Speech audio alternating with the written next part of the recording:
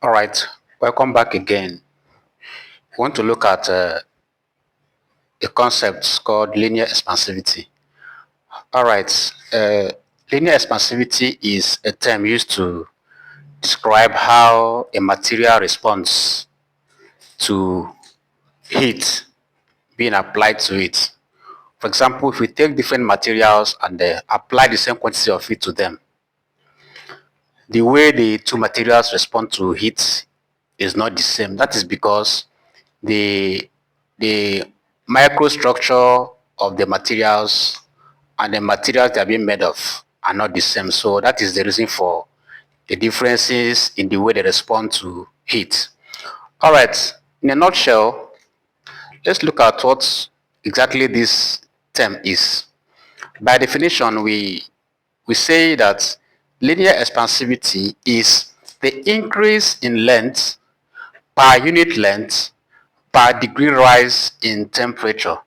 That is, if we have something like a rod of length L1, at L1 the temperature is theta 1, then when heat is being applied to L1, the temperature rises from theta 1 to theta 2, causing an elongation, an increase in length from L1 to now L2. That is, there is increase in length from this place to this place. So the original length is L1 at temperature theta 1. Then the final length is L2 at temperature theta 2. So how can we derive the formula to show what linear expansivity is? All right, by definition, we know that it is said that linear expansivity alpha equals to what?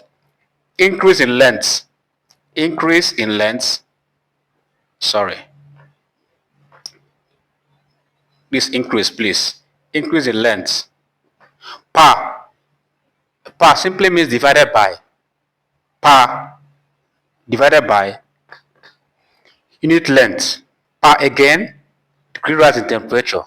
Divided again, rise temperature. All right. Now, if we interpret this mathematically, we can now say that alpha equals increase in length. That is from from L1 to L2. The increase in length will be given by delta L, which is L2 minus L1. That is L2 minus L1 divided by the unit length. Original length is L1 divided by rise in temperature divided by temperature rise is given by theta 2 minus theta 1. That is theta 2 minus theta 1. Simplifying this, we have that alpha equals L2 minus L1. You can put division line this way, divided by L1, or divided by theta 2 minus theta 1 all over 1. This will be given by L2 minus L1 divided by L1. If we change this sign to multiplication sign, 1 comes up and the whole of numerator comes to become the denominator. So 1 divided by theta 2 minus theta 1.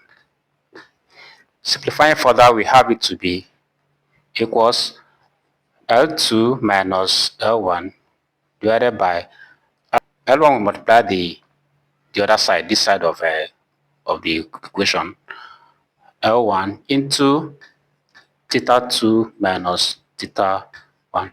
So this is the formula for solving for the linear expansivity of any materials, and it is measured in per Kelvin or per degree Celsius. All right, in our next video, we'll be looking at, because in real sense of it, where this guy is applied is in the design of railways and the bridges. We discover that railways are not built in straight chains, in lumps.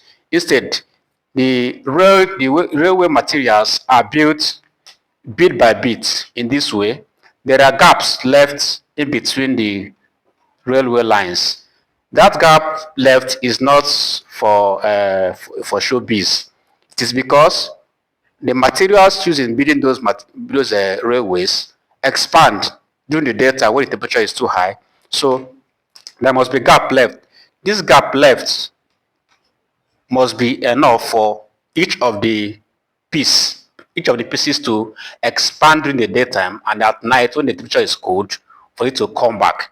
So most of the times we are always so interested in knowing what the final length is during the peak period of expansion. So in our next video, we're deriving a formula that will show us how we can solve for the final length directly, L2 directly without having to go through all this. So see you in our next video. Thank you.